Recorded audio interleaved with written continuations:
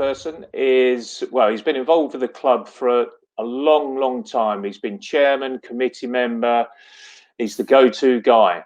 The only downside is he's a Norwich fan, but we'll have to put up with that, I'm afraid. So, good afternoon, Mike Powles. Hello, gents. How are you doing? Oh, here he Mike, is. you? Hello, Mike. Now, we had a chat earlier on, Mike, and we were saying about there's some interference in the room, and it's that yellow and green shirt you've got just over your right shoulder. Is that a necessity? Yeah, it is. That goes with the mug as well. We've got the full kit today. How are you? I'm very well. All the better for being on here, obviously. I'm A just bit worried intrigued. what you might be asking. Oh, don't worry about that. Just intrigued. Over your left shoulder, you got a framed photo there. Who's that of? It's Gordon Banks. Yeah, I could. Yeah. Yeah, the save from Pele, wasn't it? I think. Yeah. So very nice. Being a fellow goalkeeper, actually, Mike, wasn't it? I've heard a few rumours that you used to play in between the sticks. Yeah, I think we're going back too far for that, really. I think we should move on, actually. That's history, that is. Who did you play for? Was it Beckles, Bungay, something like that? Bungay and Loddon, because that's where I come from that way. So, moving swiftly on. You don't want to talk about your career, then? I wouldn't even class it as a career, let alone talk about it. Mike, I'm not being, and I'm not trying to be disrespectful here, but have you played any of the walking football?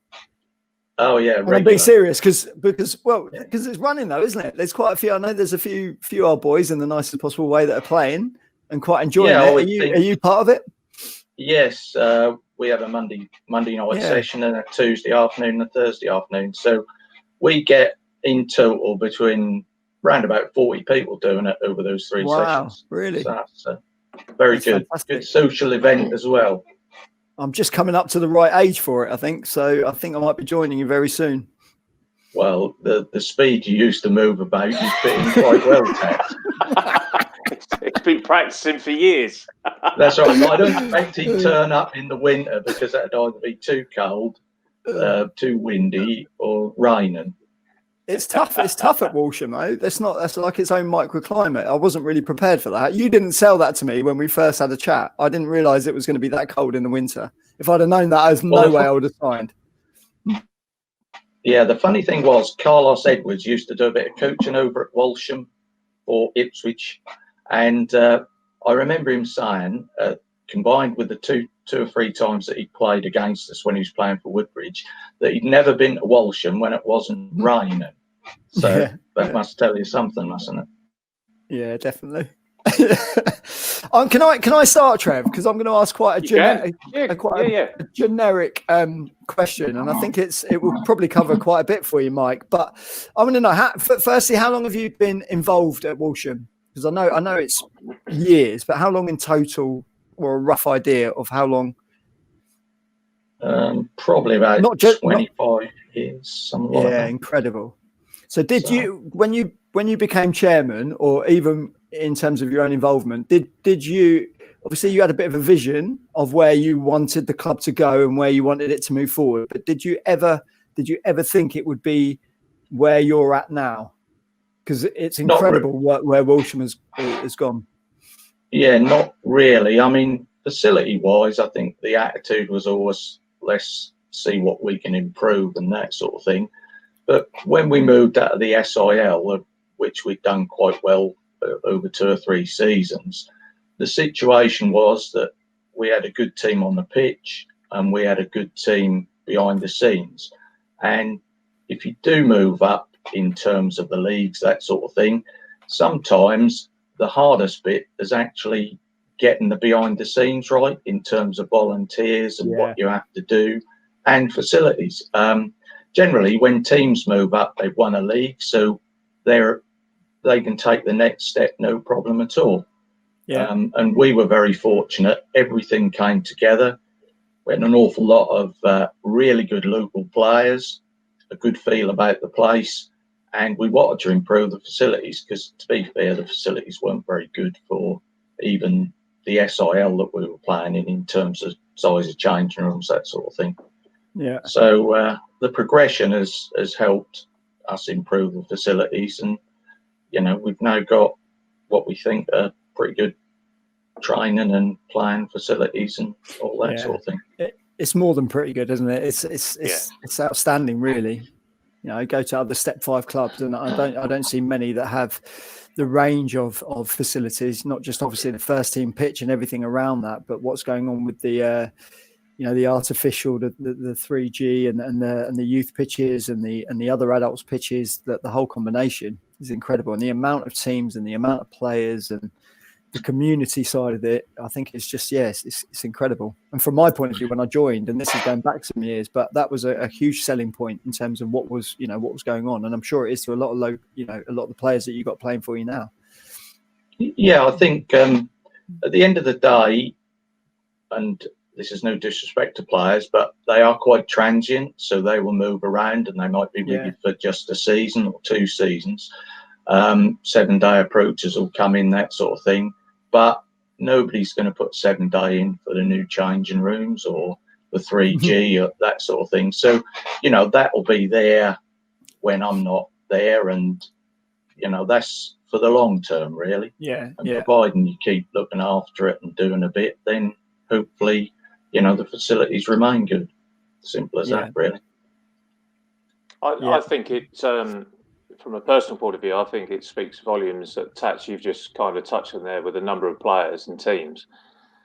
To be able to put out 4 men's teams on a Saturday afternoon, there's not many clubs that would be able to do that. I mean, I told a funny story the other week when I think it was on the Friday afternoon. Every single team had a full quota of players, and we were trying to shift some players around from the A's, B's and reserves to make sure that people got a game because we just had too many.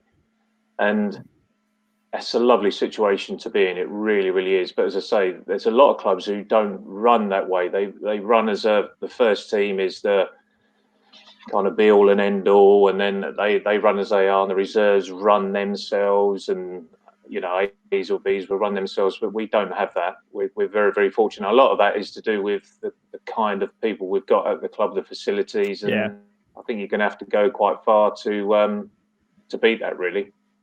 Yes, at the end of the day, rather like football teams, it's all about the people in it. If you've got good people, you can go a long way, and we've got some really, really good people within the club, within the youth section, the adult section, and generally within the sports club itself. Yeah. So that's the advert finished anyway. No, I think you. If you'd like to come and join us, just give us a ring. I think you're right. I think you're absolutely right. But that's directed all the way from you guys at the top all the way down, because it needs that direction. I've played at clubs, and Trev, I'm sure you've experienced loads of clubs where, like you say, it's so disjointed and everybody's in it for themselves, and there's no joined up thinking, and it has to be driven from the top. If it's not driven from the top, you're always going to get people that are unfortunately a little bit, maybe a bit selfish and are thinking about themselves in their little section rather than an overall view. So I think Walsham does that brilliantly well. Yeah. Well, football, at the end of the day, there's everyone's spare time that they're being involved with the football. So you want to enjoy it, really, don't you? Yeah. That's an important thing, because, you spend a couple of days at work, Tats, a week. I know that. A lot of people spend 5 days a week at work. So, they have very little spare time, and what they do, they want to enjoy it when they have that opportunity. Yeah, agree. Simple as that. So, Mike, I just want to ask you, actually, with regard to the improvements and the refurbishment of the clubhouse, which has been going on over the last few months, it's looking fantastic now, really. So can you just give us a quick update as to where we are and what the aims are? Is there a target date to kind of have that all completed? To be fair, when we're allowed to go back in the clubhouse and open the bar, we'll be ready to do that. We've got a few things that we've got to finish off, and the other thing is we've got so much momentum now. We're doing things that we hadn't even planned to do at the start, but we see them as all improvements and that sort of thing. And just one thing that will interest you, Trevor, is that we bought a new trophy cabinet, which is rather large. So there's quite a lot of space in it. Not that we're putting any pressure on you at all, but just remember that. Okay. Oh, dear. So yeah, we'll be ready. Good. So if we do win something, then that my name can then stay permanently in the programme in the trophy cabinet. That's right. Well, we wouldn't confirm the name in the programme, but you know, whilst you're in there, you'll be all right for a little while. Managers come and go, Trev. Trophies stay. Managers come and go. Yeah. Yeah, as you say, no pressure. I'm going to just one question for you, Mike, before we have to throw you off, I'm afraid. Sportsman's Dinner. They've been a success over the years. Have you got a particular favourite? I've got one that wasn't particularly a favourite, which was Razor Ruddock. Yeah, I knew you were going to say that. Yeah, he was a bit different. But Jimmy Greaves was unbelievable because Jimmy was, you know, a comedian in his own right, really, I think. And we've had some really, really good ones. We had one with Terry Butcher and Darren Eady, and that was good because there was good chemistry between the two of them.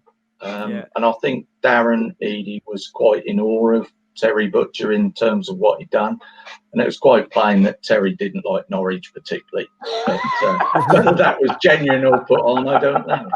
But we obviously lost last year's to the COVID situation, and we'll have to see what happens this year, really. Yeah. No, they've been absolutely fantastic. I think I'm speaking on behalf of a lot of people in the community saying that, you know, they've been excellent. Definitely. You know, and there's a lot of hard work that goes on in the background, I'm sure, to get that organised and running smoothly on the evening. So, big up, big credit to yourselves in the background there. Right, Mike, we're gonna have to say goodbye, I'm afraid. It's been a real pleasure, fellas. Good to see you, Mike. Thanks, Mike. No doubt we'll see you sometime, Tats. Yeah, I think there'll be a little change in the weather soon, so I'll be around about April. Okay. Yeah. Well, we might be halfway through the season, I think.